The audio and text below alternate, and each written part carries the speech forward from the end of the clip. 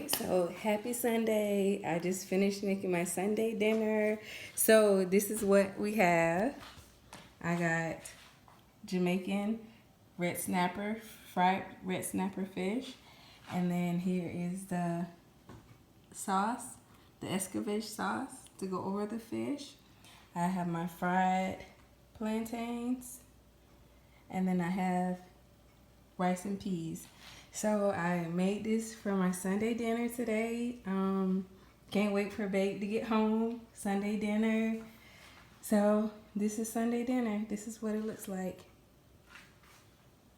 Nice and crispy red snapper, rice and peas. Got my fried plantains.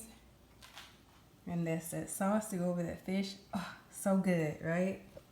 So this is Sunday dinner.